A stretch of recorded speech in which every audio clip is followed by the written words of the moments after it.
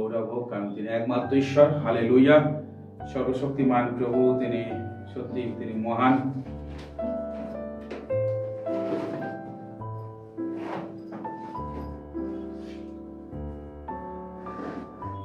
একটিবার সবাইকে যীশু খ্রিস্টের নামে শুভেচ্ছা জানাই।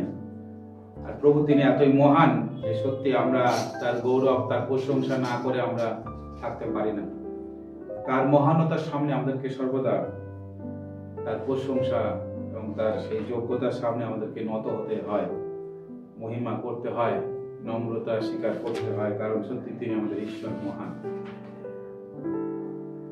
আর আজকে আমি যে বিষয়টা আপনাদের সামনে আলোকপাত করতে চাই বা আলোচনা করতে চাই সেটা হচ্ছে এক্সট্রিমিটি বা ভীষণ কাল, ভীষণ অবস্থা। আমরা যদি দেখি বর্তমান অবস্থা, ভীষণ অবস্থা কেমন আমরা দেখতে পাই। আমরা প্রথমে একটা ঈশ্বরের বাক্য আমরা একটা জায়গায় পাঠ করবো, 2 করন্থীয় 1 অধ্যায় তার 8 থেকে 11। ঈশ্বরের বাক্য 2 করন্থীয় 8 থেকে 1 অধ্যায় 8 থেকে 11, 2 Corinthians chapter 1 verses 8 to 11। আসুন আমরা ঈশ্বরের বাক্য সমবেতভাবে পাঠ করি। 2 Corinthians 1 अध्याय का 8 से 11 तक। আসুন আমরা পাঠ করি 2 করন্থীয় 1 অধ্যায় 8 থেকে 11 পদ ঈশ্বরের বাক্য। কারণ হে ভাতৃগণ, এশিয়ায় আমাদের যে ক্লেশ ঘটিয়াছিল, তোমরা যে সে বিষয় অজ্ঞাত থাকো, ইহা আমাদের ইচ্ছা নয়। ফলত আন্তরিক দুঃখ ভারে আমরা শক্তির অতিরিক্ত রূপে ভারগ্রস্ত হইয়া পড়িয়াছিলাম, এমনকি জীবনের আশাও ছাড়িয়া গিয়াছিলাম।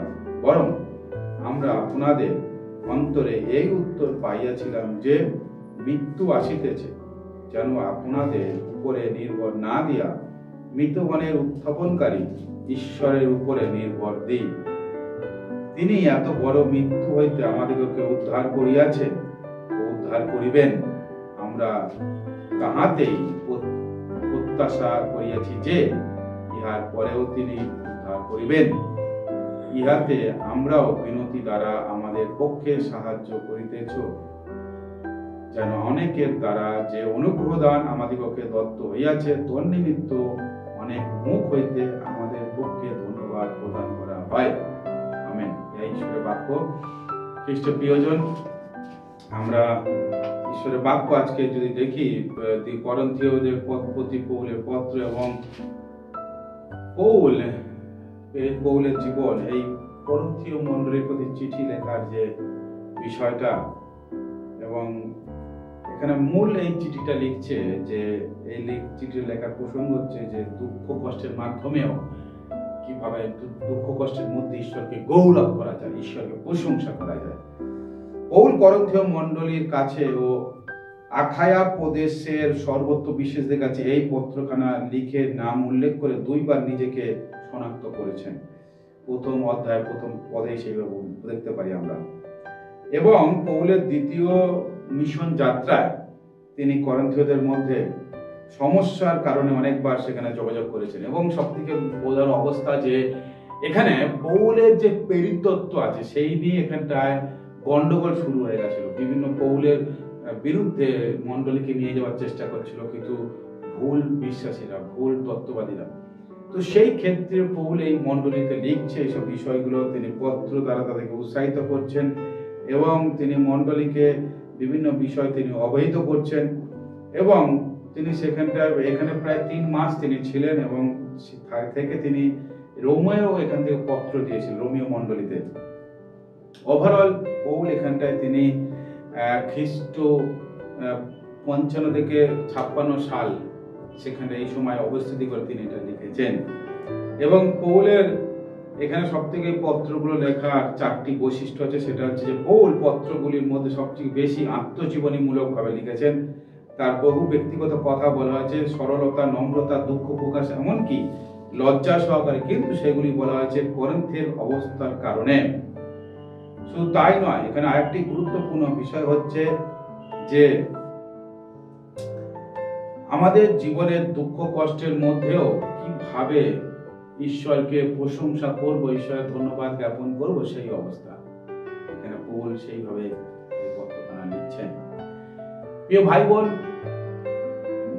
পৌলের জীবন আপনারা জানেন, পৌল কিভাবে জীবন করেছেন, এবং সেই সময় আপনারা যদি দেখেন যে তখন ভীষণ অবস্থা, মানে এত যোগাযোগ ব্যবস্থা সুন্দর ছিল না, কিন্তু পৌল তা সত্ত্বেও বারংবার তিনি মণ্ডলীগুলোর দিকে তিনি রওনা হওয়া, মণ্ডলীকে উৎসাহিত করা, তার চিঠির মাধ্যমে কখনো সশরীরে গিয়ে, কখনো তার তিমোথি, কখনো তার আরো সেই বার্নাবাস শিলকে সঙ্গে নিয়ে যাওয়া, তাদেরকে পাঠানো, কখনো মার্ককে, কখনো লুককে, পৌল বিভিন্ন ভাবে মণ্ডলীদের কাছে তার বার্তা পাঠানো এবং সে সশরীরে উপস্থিত থেকেও তিনি মণ্ডলীকে উৎসাহিত করেছে এবং মণ্ডলীকে এগিয়ে নিয়ে যাওয়ার চেষ্টা করেছে। প্রিয় ভাই বোন, একটা কথা আমাদেরকে মনে রাখতে হবে যে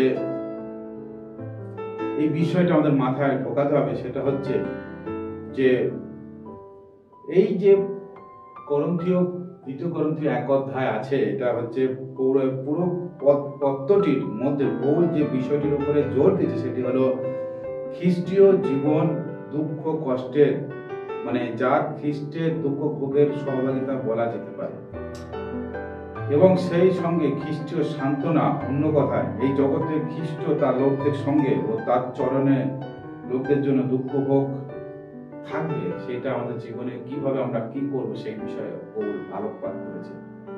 প্রিয় ভাই বোন, এই বর্তমান 2025 সাল, আজকে বছরের দ্বিতীয় সপ্তাহ 12তম দিনে আমরা দাঁড়িয়েছি। আমরা দেখতে পাচ্ছেন যে বেশ 1-1.5 বছর ধরে, কোন জায়গায় 2 বছর ধরে যুদ্ধ চলছে, কত হাজার হাজার মানুষ মারা যাচ্ছে, মানুষের জীবন অস্থিরতার মধ্যে, কেউ গৃহহীন, কেউ নিজের সম্পত্তিহীন, বাঁচার আশায় এ দেশ থেকে ও দেশ। ভাবুন, তাদের কাছে না রাত না দিন, তাদের কাছে না মাথার উপরে ছাউনি, না ভালোভাবে খাবার, না জীবনের কি আছে, মৃত্যু ভয় তাদেরকে সর্বদা তাড়না করছে। আজকে সেই সমস্ত মানুষের কথা ভাবুন। আজকে আমেরিকা লস অ্যাঞ্জেলেসে যেভাবে আগুন লেগেছে, পুড়ে ছারখার হয়ে যাচ্ছে, যেখানে সমস্ত হলিউডের স্টুডিও, সমস্ত আমেরিকার মানে হলিউডের নামি দামি অভিনেত্রী অভিনেতাদের বাড়ি ঘরদোর সবকিছু মুহূর্তের মধ্যে সব ছাই হয়ে যাচ্ছে, ভস্মীভূত হয়ে যাচ্ছে। ঈশ্বর, এগুলো সবই কারোর দেওয়া নয়, প্রকৃতিগতভাবে হচ্ছে, দাওয়া নয়। আমরা জানি গাছে গাছে ঘর্ষণে সৃষ্ট আগুন, তো এটা কারোর দোষও নয়। কিন্তু ঈশ্বর, এই প্রকৃতি যখন মানুষের বিরুদ্ধে যায় তখন কেউ কিছু করতে পারে না। আজকের মানুষ ঔদ্ধত্যতায়, মানুষ অহংকারে জীবন করে, কিন্তু একটা মুহূর্তে সবকিছু শেষ হয়ে যায়। প্রিয় ভাই বোন, আজকে আমাদেরকে মনে রাখতে হবে যে এই যে পথ, যে বিষয়গুলো বলছে, তখনও কঠিন অবস্থা ছিল, আজকের আরো কঠিন অবস্থা। প্রভুর আগমন যত সন্নিকট হচ্ছে, তত দিন দিন কঠিন অবস্থার মধ্যে দিয়ে আমরা যাচ্ছি। আরো কঠিন অবস্থা আসতে পারে, কিন্তু আমাদের জীবনে আমরা কেমন তার রিয়াকশন বা তার প্রতিক্রিয়া জানাচ্ছি। আজকের আমরা যে দেখি 8 থেকে আমরা যে অংশটা পড়লাম, সেখানে ঈশ্বরের বাক্য লেখা আছে যে এমনকি জীবনের আশাও ছাড়িয়া দিয়েছিলাম। পৌল বলছে, মানে বেঁচে থাকার আশাও ছেড়ে দিয়েছিলাম। ভাবুন প্রিয় ভাই বোন, আজকের ঈশ্বরের বাক্য কি বলছে। আজকের আমাদের জীবনেও আনসার্টেনিটি সবাই জীবনেই আছে, অনিশ্চয়তা, কখন কি হবে। এই আছে ভালো লোক, সুস্থ লোক, হাট্টা কাটা লোক, এই কিছুক্ষণ পরে স্ট্রোক হয়ে গিয়েছে, বললো এই অ্যাক্সিডেন্ট হয়ে গিয়েছে, বাস শেষ। একটা ছোট্ট ঘা, একটা ছোট্ট অ্যাক্সিডেন্ট কেও মানুষের জীবনে বড় বিপদ ডেকে আনতে পারে। তো মানুষের জীবন আজকে এইরূপ অনিশ্চয়তার কাছে পৌঁছে গিয়েছে। তবুও আমরা মানুষরা আত্ম অহংকারে, গর্বতায় আমরা এখনো ঈশ্বরের বিরুদ্ধে জীবন করি।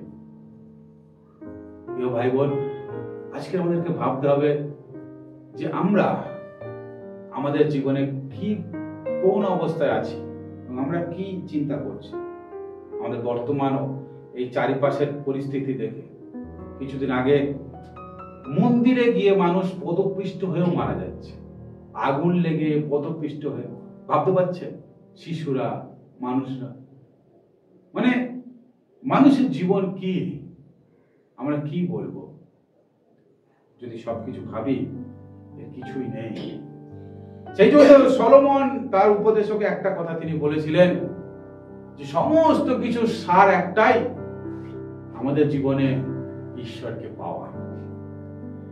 জীবনে যদি আমাদের ঈশ্বরকে আমরা পেতে পারি, এটাই সমস্ত কিছুর সার। আর যে এখন ঈশ্বরকে পায় না, চেনে না, তাদের জীবন সব বিফল হয়ে আছে, আরো ঘোর অন্ধকারে আছে। কিন্তু আমরা যারা পেয়েছি, এই নয় যে আমাদের জীবনে কোনো সমস্যা আসবে না, কোনো কষ্ট আসবে না। আমরা আজকে পত্র থেকে, আজকে করন্থীয় থেকে আমরা দেখতে পাই যে পৌল সে নিজেকে সমর্পণ করেছিল, প্রেরিত হিসাবে জীবন করছিল, প্রভু সুসমাচার নিয়ে জীবন করছিল।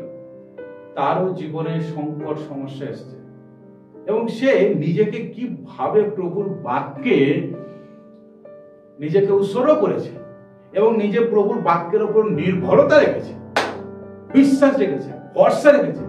এটাই তার কাছে আরো উদ্দীপনা নিয়ে আসছে, এটাই তার কাছে আরো বেঁচে থাকার, আরো এক পা এগিয়ে যাওয়ার, আরো দু পা এগিয়ে যাওয়ার প্রেরণা যোগাচ্ছে। এটাই আজকের আমাদের বিশ্বাসের জীবনে দরকার। তাই আজকে আমরা যদি দেখি, পৌল তিনি বলছেন যে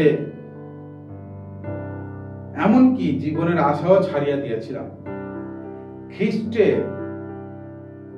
বিশ্বস্ত ভাবে জীবনযাপনকারীরা, মানে আমরা যারা বিশ্বাসীরা বা যারা ঈশ্বরের সেবকরা জীবনযাপন করছে, তাদের জন্য আজকে পৌল কি বলছে। আপনারা জানেন যে চারিদিকে এমনকি অনেক ঈশ্বরের সুসমাচার প্রচারক, ঈশ্বরের সন্তানরা, ঈশ্বরের দাসেরা, তারাও বিভিন্ন ভাবে পড়ে যাচ্ছে। কেউ অর্থনৈতিক লোভে, কেউ পদ পজিশনের লোভে, কেউ নারী ঘটিত ব্যাপারে, কেউ সম্পত্তি, সবকিছু ব্যাপারে। আজকে চারিদিকে বিভিন্ন রকমের বিষম, আমি যেটা বললাম এক্সট্রিমিটি, বিষম কাল, কঠিন অবস্থা। আজকে ভাবুন যারা প্রচারক, যারা ঈশ্বরের বাক্য নিয়ে কাজ করছে, তাদের জীবনে যদি এইরূপ ঘটনা ঘটে, শয়তান যদি এইভাবে তাদেরকে ফেলে দিচ্ছে, তাহলে আমি, আপনি যারা তার থেকে কম বিশ্বাসে বা আমরা এত সর্বসাধারণের কাছে পরিচিত নয়, বা যারা আমরা কম দিনের বিশ্বাসী, হালকা হালকা বিশ্বাস, তাদের কি হবে? সেই জন্য যীশু খ্রিস্ট তার বাক্যে বলেছিল, যদি ঈশ্বর যে গাছে ফল ধরছে না তার ডাল কেটে যদি ঈশ্বর তাদেরকে জ্বালিয়ে দিচ্ছে, তাহলে হে অল্প বিশ্বাসীরা তোমাদেরকে কি করবে?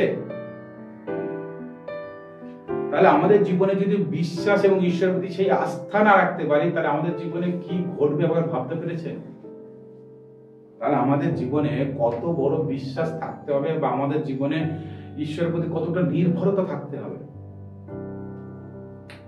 তাই খ্রিস্টে বিশ্বস্ত জীবনযাপনকারীরা আমরা, যারা তার বাধ্যতায় ও তার প্রেমে অবস্থান করি, মানে সবসময় তার বাক্য পালন করছি, সবসময় ঈশ্বরের মধ্যে জীবন করছি, এবং অনেক সময় আমরা বা তারা বিপদে বা সংকটে পড়ি এবং দুশ্চিন্তার মধ্যে পড়ি, হতাশার মধ্যেও আমরা থাকি, এবং আমরা অনেক সময় নৈরাশ্যের জলাশয়ের মধ্যেও ডুবে যেতে পারি। তখন আমরা ভাবতে পারি যে কেন এই পরিস্থিতি,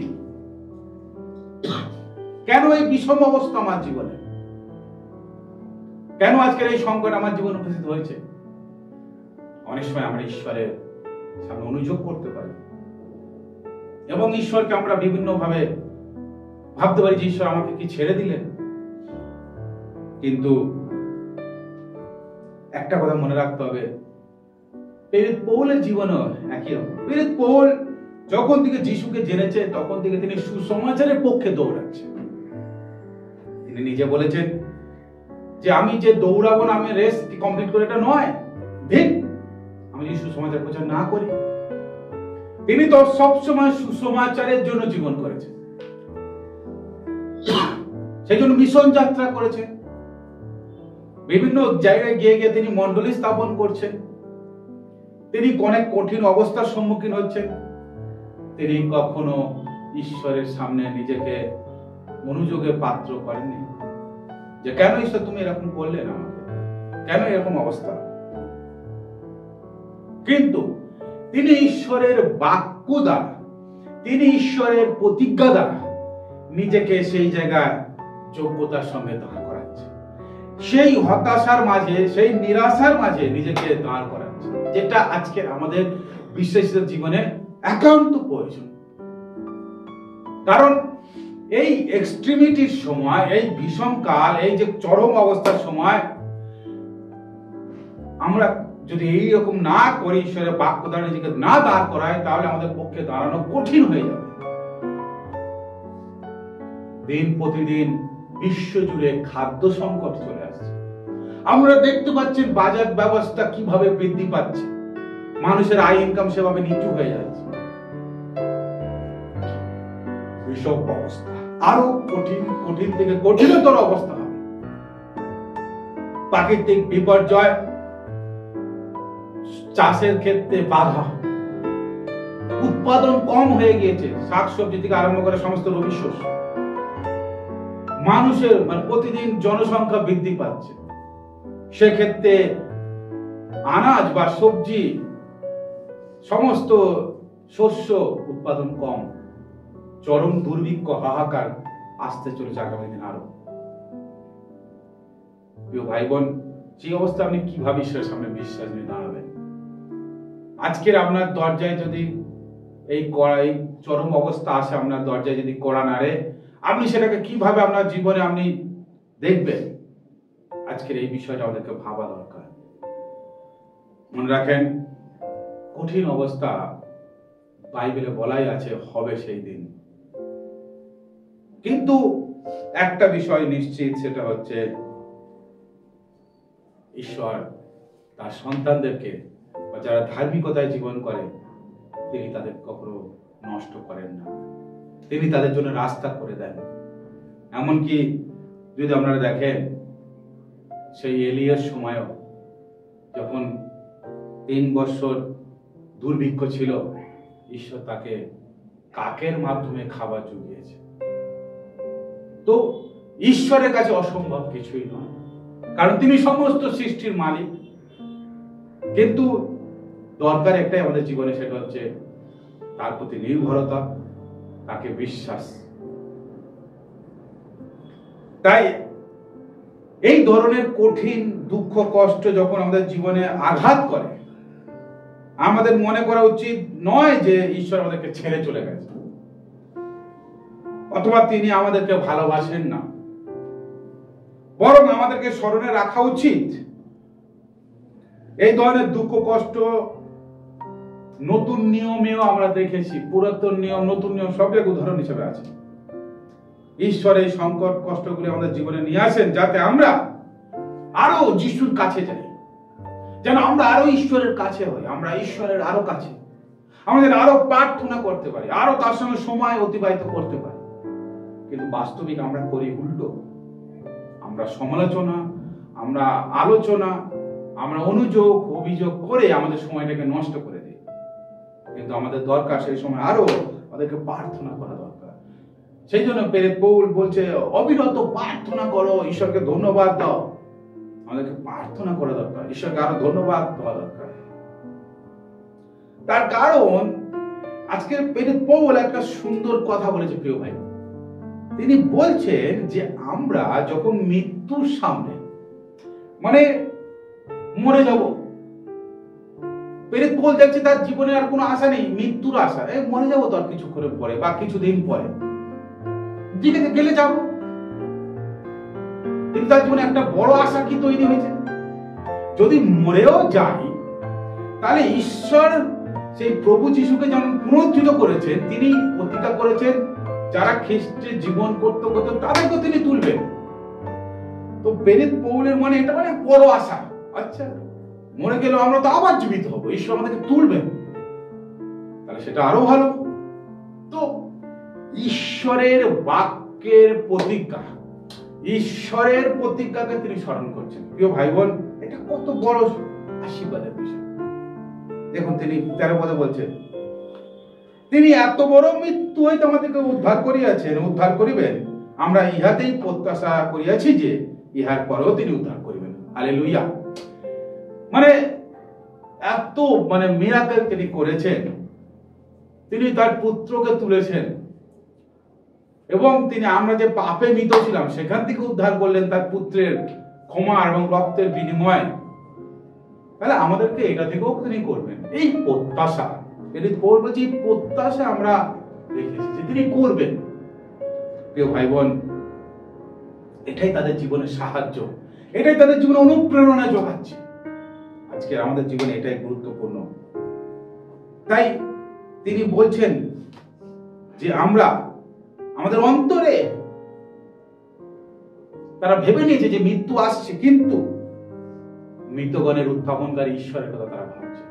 প্রিয় ভাই বোন, আজকের এই পৃথিবীতে একটাই তো ভয়, মৃত্যু ছাড়া কি ভয় আছে?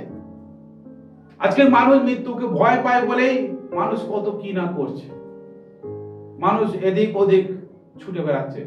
আজকে যদি যান হসপিটালগুলো, মেলা হচ্ছে, মেলার মতন লোক, লক্ষ লক্ষ লোক যারা বসে আছে, চিকিৎসা নেই বা কেউ চিকিৎসা পাওয়ার জন্য তার অনেক লম্বা ডেট পড়েছে, অসুস্থ শুধু মানুষ।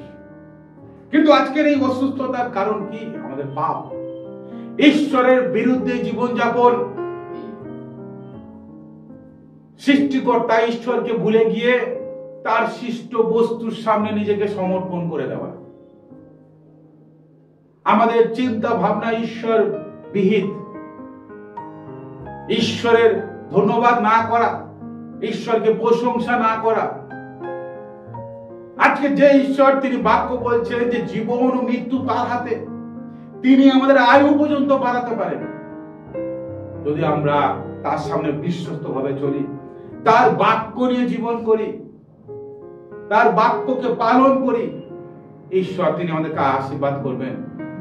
গীত সংহিতায় 51 পদে তিনি প্রতিজ্ঞা করেছেন, সে আমাতে আসক্ত, এই জন্য আমি তাকে দীর্ঘ পরমায়ুতে তৃপ্ত করিব। হালেলুয়া। প্রিয় ভাই বোন, তিনি আমাদেরকে তৃপ্ত করবে দীর্ঘ পরমায়ু দিয়ে। আজকের আপনি কোথায় আপনার জীবনের ইন্স্যুরেন্সকে খুঁজছেন? আজকের আপনার লাইফ ইন্স্যুরেন্স তো প্রভু যীশু খ্রিস্ট, যিনি আপনাকে জীবন দিতে পারেন। প্রিয় ভাই বোন, এই বিষম অবস্থায় আমাদেরকে দরকার ঈশ্বরের উপর নির্ভর করা। এই বিষম অবস্থায় দরকার প্রেরিত পৌলের মতন নিজেকে সেই ঈশ্বরের উপর আস্থা রাখা, ঈশ্বরের সেই বাক্যের উপর প্রত্যাশা করা, কারণ সেই প্রত্যাশাই তিনি আমাদেরকে সবকিছু দেবেন। সেই প্রত্যাশা, প্রেরিত পৌল অনেক তার বাক্যে অনেক জায়গায় কথা লিখেছে।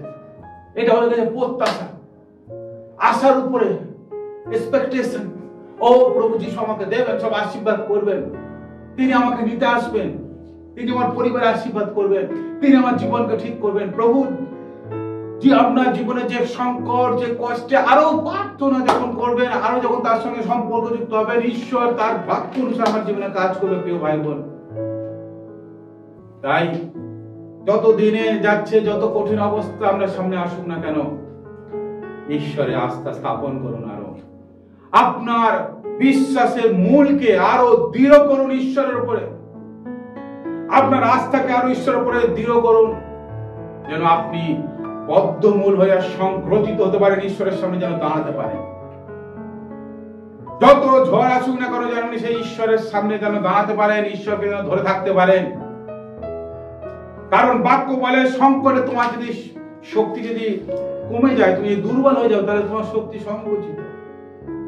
আমাদের জীবনে যখন ভালো অবস্থা, যখন সুখ সমৃদ্ধ আমাদের জীবনে আছে, তখন ঈশ্বরকে ডাকা খুব সহজ, তখন ঈশ্বরকে ধন্যবাদ জ্ঞাপন করা সহজ। কিন্তু ভীষণ অবস্থায়, কঠিন অবস্থায়, সংকটাপন্ন অবস্থায় ঈশ্বরের গৌরব স্বীকার করা, ঈশ্বরকে প্রশংসা করা, এটাই আমাদের কাছে চ্যালেঞ্জ আজকে। প্রিয় ভাই বোন, আজকে আমাদেরকে উৎসাহ করতে চাই। ঈশ্বর আমাদেরকে ভালোবাসেন। যে ঈশ্বর প্রেরিত পৌলকে ভালোবেসেছিলেন, একই ভালোবাসার ঈশ্বর আজকে আপনাকেও ভালোবাসেন। তার কোনো পরিবর্তন নেই। তাই আপনি ঈশ্বরের ভালোবাসাকে আরো গভীরভাবে জানুন। ঈশ্বরের ভালোবাসায় নিজেকে নিমজ্জিত করুন।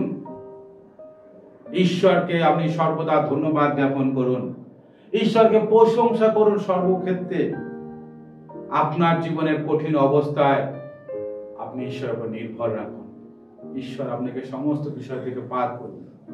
ঈশ্বর আপনাকে সমস্ত বিষয় থেকে তিনি অতিক্রম করে নিয়ে যাবেন। এটা তার দায়িত্ব, কারণ তিনি আমাদেরকে সৃষ্টি করেছেন, আমাদের স্বর্গীয় পিতা। আপনি তাকে ধন্যবাদ দেন। তার কাছ থেকে দূরে গিয়ে অভিযোগ অনুযোগ করে সমালোচনা করে কখনো আপনি আপনার জীবনকে পরিবর্তন করতে পারবেন না। ঈশ্বরে থাকা মানে এই নয় যে আমি বিশ্বাস করি মুখ থেকে শুধু বলা। আপনার জীবনের প্রত্যেকটা ক্ষেত্রে তাকে স্বীকার করা, তাকে গৌরব করা, তার মহিমা করা, তার উপরে নির্ভর করা। প্রিয় ভাই বোন, আসুন আমরা নিজেকে প্রস্তুত করি। আরো ভীষণ দিন আসবে, আরো কঠিন দিন আসবে। আপনি কিভাবে ঈশ্বরের সামনে দাঁড়াবেন? নিরন্তর প্রার্থনা করুন, ঈশ্বরের বাক্যকে আরো অধ্যয়ন করুন, নিজেকে প্রস্তুত করুন যেন আপনি প্রত্যেকটা বিষয়ের সম্মুখীন হতে পারেন। বিভিন্ন কিছু শুনবেন, শুনছেন, আরো শুনবেন। এক একটা বড় মিশন, এক একটা ঈশ্বরের দাস নষ্ট হয়ে যেতে পারে, কিন্তু আপনি কি জন্য যিশুকে বিশ্বাস করেছেন সেটা চিন্তা করুন। আপনি কোন মিশন, কোন ঈশ্বরের দাসকে দেখে বিশ্বাস করেননি। আপনি সর্বশক্তিমান ঈশ্বরকে দেখে বিশ্বাস করেছেন। সেই ঈশ্বরকে আপনি আরো দেখুন, তার দিকে তাকান। তিনি বিশ্বস্ত, তিনি ধার্মিক, তিনি ন্যায্য। তিনি আপনাকে একই রকম বিশ্বস্ত, ধার্মিক, ন্যায্য তৈরি করতে চান। কারণ তিনি যেমন আমাদেরকে তেমন করতে চান, কারণ তিনি এইভাবে আমাদেরকে পেতে চান, আর তিনি আমাদের প্রেমময় পিতা। আসুন প্রিয় ভাই বোন, আমরা ঈশ্বরের কাছে সমর্পিত হই এই সকালে, এবং আমরা প্রার্থনা করি যেন আমরা এই এক্সট্রিমিটির সময়, এই ভীষণ কালের সময় যেন আমরা নিজেকে সজাগ রাখতে পারি। কোন দিক থেকে কিভাবে সেই নেকড়ে আসবে আমরা জানি না, কিন্তু আমরা যেন সজাগ থাকতে পারি। আমাদেরকে যেন ছোঁ মেরে না নিয়ে চলে যায়। নিজেকে সাবধান রাখুন। প্রার্থনা করি। সর্বশক্তিমান ঈশ্বর পিতা প্রভু, তোমাকে ধন্যবাদ আজকের এই সুন্দর দিনে প্রভু। এই সময় প্রভু আমরা তোমার সামনে এই সময় নিজেকে সমর্পণ করি। যতজন দেখছে শুনছে প্রত্যেকে তোমাদের রাখি, তুমি তাদের প্রত্যেককে আশীর্বাদ প্রভু। আজকে যে প্রভু ভীষণ কাল, আরো কিছুদিন পর আরো কঠিন অবস্থা আসতে পারে, কিন্তু প্রভু আমরা যেন শেষ পর্যন্ত তোমার সামনে বিশ্বস্ত থাকতে পারি, তোমার উপর নির্ভরশীল হতে পারি, তোমার গৌরব প্রশংসা করতে পারি। সমস্ত ক্ষেত্রে সকাল থেকে রাত পর্যন্ত নিরন্তর যেন তোমার ভজনা সংকীর্তন করতে হয়, তোমাদেরকে আশীর্বাদ করো। অবিরত প্রার্থনা করতে হয়, তুমি সাহায্য করো। যে কোনো অবস্থা দেখে যেন আমরা চঞ্চল না হয়ে যাই, অস্থির না হয়ে যাই, কিন্তু তোমার উপর যেন নির্ভরতা রাখতে পারি। পিতা ঈশ্বর, আজকের পৌল তিনি মৃত্যুকে, তিনি ভাবছেন যে মৃত্যু আমার তো কাছে, কিন্তু তিনি ভয় করছেন না। তিনি একটা বিষয়ে আস্থা রেখেছেন যে সেই মৃত্যুঞ্জয় প্রভু যিশু তিনি আছেন। হালেলুয়া। প্রভু আমরা বিশ্বাস করি যে মৃত্যুকে জয় করেছে। যখন আমি তাকে বিশ্বাস করেছি, তাহলে মৃত্যু সে আমাকে কি করবে? তার ভুল কোথায়? কারণ আমি সেই সত্য দয়াময় ঈশ্বর, ধার্মিকতার ঈশ্বরকে বিশ্বাস করি, যার হাতে সমস্ত জীবন মৃত্যু আছে, যিনি আয়ু বৃদ্ধি করতে পারেন। পিতা ঈশ্বর, আমাদেরকে তোমার সামনে এই বিশ্বাসে আমরা সমর্পণ করি, যেন সারা সপ্তাহ প্রত্যেকটা দিন যেন তোমাকে এইভাবে গৌরব প্রশংসা মহিমা করতে পারে। আমাদের জীবনের সমস্ত ভার তুমি নাও প্রভু। এই সময় তোমার কাছে ফিরে যাওয়ার সময় প্রভু, কঠিন দিন আসছে, চারিদিকে ঘটছে, মানুষের জীবন, মানুষের সবকিছু এক মুহূর্তে শেষ, কিন্তু আমরা যেন তোমার দিকে তাকাতে পারি, উদ্বিগ্নতার মধ্যে নয়, শান্তি মনে যেন তোমার শান্তির মধ্যে থাকতে পারি। তুমি আশীর্বাদ দাও। যেটুকুনি যা আছে তাতে সন্তুষ্ট থাকতে তুমি শেখাও প্রভু আমাদেরকে। সেই আত্মতৃপ্তিতার মন দাও, তোমার দিকে তাকাতে, তোমাতে ভরসা রাখতে পারি, নির্ভর করতে পারি। সাহায্য করো, পাপ অপরাধ ক্ষমা করো, সারা সপ্তাহ ভার নাও। গৌরব প্রশংসা তোমাকে দিই। আশীর্বাদের সঙ্গে প্রার্থনা যীশু খ্রিস্ট তোমার নামে চাই, আমেন। আমাদের স্বর্গস্থ পিতা, তোমার নাম পবিত্র বলে মান্য হোক, তোমার রাজ্য আসুক, তোমার ইচ্ছা সিদ্ধ হোক, তোমার স্বর্গস্থ পৃথিবীতে হোক। আমাদের প্রয়োজন খাদ্য আজ আমাদেরকে দাও, আর আমাদের পরাশরকে ক্ষমা করে যেমন আমরা আপন আপন ক্ষমা করে আছি। আর ওদের পরীক্ষা টানিও না, কিন্তু মন্দ রক্ষা করো, তার রাজ্য পরাক্রম মহিমা তোমার, আমেন। এখন তুমি পিতা ঈশ্বরের প্রেম, যীশু খ্রিস্ট আপনার অনুগ্রহ, পবিত্রতা, সহায়তা, শান্তি, চালনা, প্রেরণা আমাদের প্রত্যেকের সঙ্গে, সমস্ত খ্রিস্ট বিশ্বাসীর সঙ্গে, তারা পৃথিবীর যে অসহায় মানুষ তাদের সঙ্গে এখন থেকে প্রভু দ্বিতীয় আগমন পর্যন্ত নিত্য নিত্য বিরাজ করুক, আমেন। প্রভু আমাদের প্রত্যেকের সহবর্তী হোক, ভালো থাকেন। জয় যীশু সকলকে, আবার দেখা হবে।